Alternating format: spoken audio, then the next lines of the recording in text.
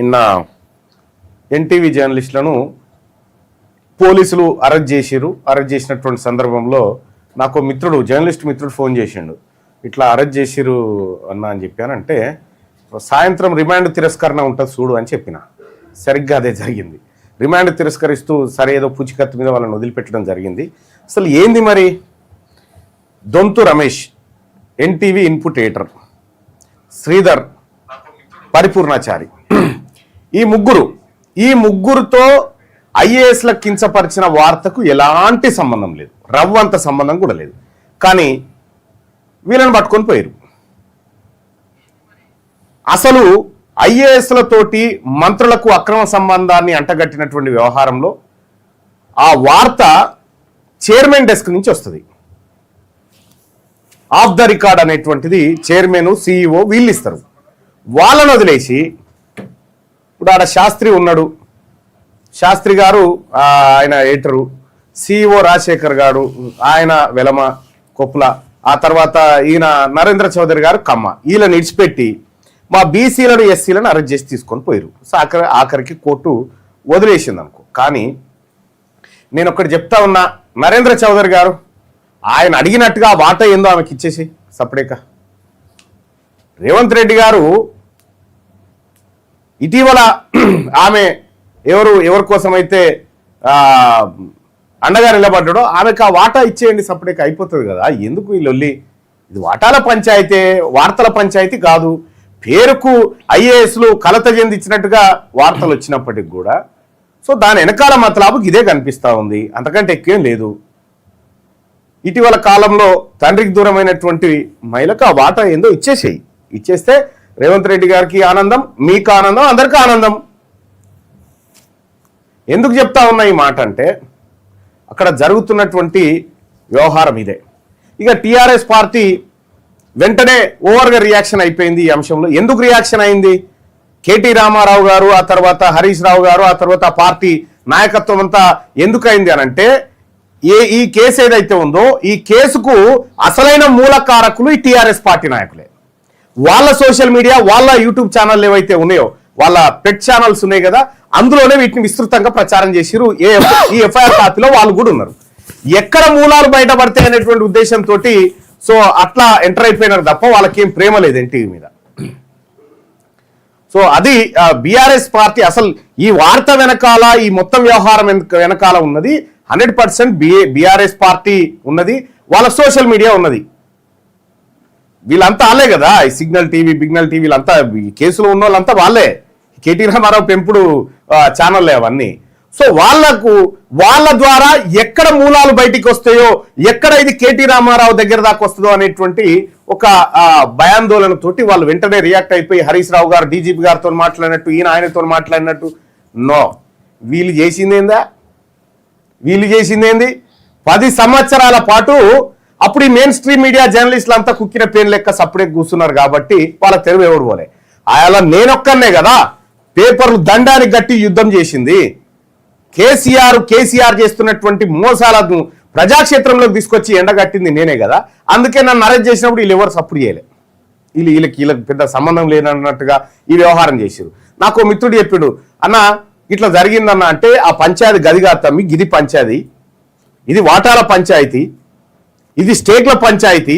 ఎన్టీవీలో ఒక మహిళకు వాటా కోసం అంటే టీఆర్ఎస్ పార్టీకి టీ న్యూస్ ఎట్లా ఉందో ఇప్పుడు ఆమెకు కూడా ఒక న్యూస్ ఛానల్ కావాలట. ఆ న్యూస్ ఛానల్లో వాటా కోసం ఆమె చేస్తున్నటువంటి ప్రయత్నాల్లో ఇదొక ప్రయత్నం అంతే.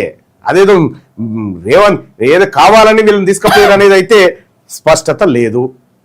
ఎందుకంటే ఘటన ఇప్పుడు జరిగింది, వాళ్ళు ఏదో ఎఫ్ఐఆర్ చేసినారు, దానికి నోటీస్ సర్వ్ చేయొచ్చు, తర్వాత స్టేషన్ బెయిల్ ఇవ్వచ్చు, వదిలిపెట్టవచ్చు. కానీ ఎయిర్పోర్ట్లకే నెత్తుకొచ్చి, ఇళ్లకే నెత్తుకొచ్చి ఇంత హంగామా చేయాల్సినటువంటి పని లేకుండే. సో ఇదంతా నరేంద్ర చౌదరి గారిని బెదిరించి, నరేంద్ర చౌదరి గారు నీ సంగతి ఏంది మరి, ఆ వాటా ఇస్తావా లేదా ఈమెకు అనేటువంటి డీల్ జరుగుతూ ఉందన్నట్టు ఆ పనిలో ఉన్నది ఇప్పుడు ఆ వ్యవస్థ అంతా. ఇది ఒరిజినల్ కథ. ఇక దొంతు రమేష్, ఆ తర్వాత మా పరిపూర్ణాచారి, మా విశ్వబ్రాహ్మణ బిడ్డ, మా గౌడ బిడ్డ, ఈ ఇద్దరు ఆరుతో పాటు శ్రీధర్ మా ఎస్సీ సామాజిక వర్గం బిడ్డ, వీళ్ళే దొరికినారు అల్కగా. నరేంద్ర చౌదరిని ఎందుకు గుంజుకపోలేదు? ఆ సీఈఓని ఎందుకు పట్టుకపోలేదు? ఎడిటర్ని ఎందుకు పట్టుకపోలేదు? మీరంతా వాళ్ళతో డీలింగ్స్ ఉన్నాయి కాబట్టి వాళ్ళని పట్టుకపోలే, వీళ్ళని చూపెట్టి బెదిరిస్తేందుకు చేసినటువంటి కథ ఇది. ఇది కేవలం ఆ మహిళకు వాటా కోసం జరుగుతున్న యుద్ధం, గంతే. మీరు గుర్తుపెట్టుకోరు. నిజంగా ఈ కేసులో మీరు చూడండి, ఆ ఎఫ్ఐఆర్ కాపీ మీకు చూపిస్తా. ఈ కేసులో మొత్తం 9 మందిని పెట్టిరు కదా.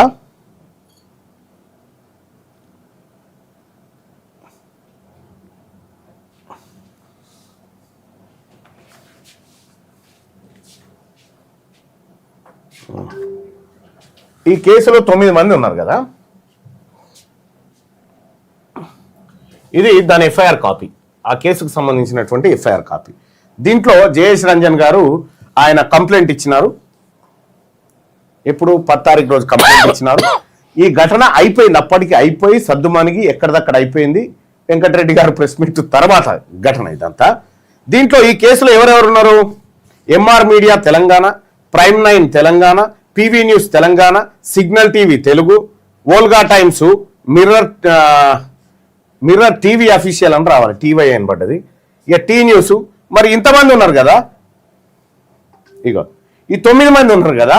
ఓన్లీ మరి వీళ్ళనే ఎందుకు పట్టుకున్నారు అన్నట్టు, ఎన్టీవీ వాళ్ళని ఎందుకు? Ego the action of NTV is management, editors, reporters and anchors and the associate social media handlers అని చెప్పి పెట్టిరు. ఓన్లీ ఎన్టీవీ వాళ్ళనే ఎందుకు పట్టుకున్నారు, మిగతా వాళ్ళని ఎందుకు పట్టుకోలేదు? ఇది వాటాల పంచాయతీ, వార్త పంచాయతీ కాదు. ఇది వాటాల పంచాయతీ కాబట్టి ఇది జరిగింది. ఇది పాపం ఆ ఎన్టీవీలో అరెస్ట్ అయిన జర్నలిస్టులకు కూడా ఇది తెలియకుండొచ్చు. ఇది వాటాల పంచాయతీ అని సంగతి. ఇది 100% వాటాల పంచాయతీ ఒకటి. రెండోది, ఈ ఐఏఎస్ అధికారుల పైన నిజమైన ఎంక్వైరీ జరిగితే మేమేడ దొరుకుతామని రామారావు గారు, హరీష్ రావు గారు ఎంటర్ అయినాడు, గంతే తప్ప. కానీ వాళ్ళు వీళ్ళు చేసింది ఏందా?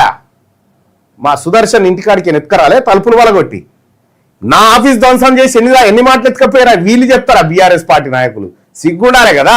మీరు జర్నలిస్టుల గురించి ఆయన పండుగ పూట ఏంటండి, మేము అనేక పండుగలు జైల్లోనే ఉన్నాం. ఉగాది అనలే కదా, ఉగాది అనలే ఉన్నాం, అనేక పండుగలు మేము అనలే ఉన్నాం జైళ్లలోనే. దీపావళి అప్పుడు గుర్తు కాలేదా మీకు? ఇది కేవలం వాళ్ళ రాజకీయ అవసరాల కోసం ఆడుతున్న డ్రామా. ఇందులో మేమైతే సీరియస్ గా తీసుకుంటలేము. ఆ వాటాలు తేలిన తర్వాత అందరు మంచోళ్ళు అవుతారనేది నా లెక్క, నాకున్నటువంటి అంచనా ఇది. సో ఏదేమైనప్పటికీ కూడా మీ వాటాల కోసం మా బీసీ బిడ్డలను, మా ఎస్సీలను ఏదైతే వేధిస్తా ఉన్నారో దీన్ని ఖచ్చితంగా బదులు తీసుకుంటాం. ఎవరైతే దొంతు రమేష్ కు సంబంధం లేదు, మా పరిపూర్ణాచారికి సంబంధం లేదు, మా శ్రీధర్కి సంబంధం లేదు.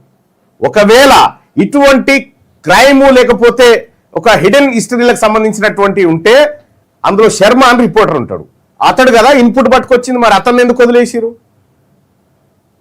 ఆయన పేరేం శర్మను, అరవింద్ శర్మ వాళ్ళు కదా తెచ్చింది. మరి వాళ్ళని ఎందుకు వదిలేసిరు, వీళ్ళని ఎందుకు పట్టుకున్నారు? వీళ్ళ అమాయకులు, వీళ్ళ తరపున ఎవడు మాట్లాడు ఎవడు ఉండడని అనుకుంటారు. శాస్త్రి గారు బరాబర్ వాళ్ళ కోసమే చేసినట్టే మేము వేరే చేస్తుంటే, ఇది వాటాల పంచాయతీ కాబట్టి ఊకుంటా ఉన్నాం.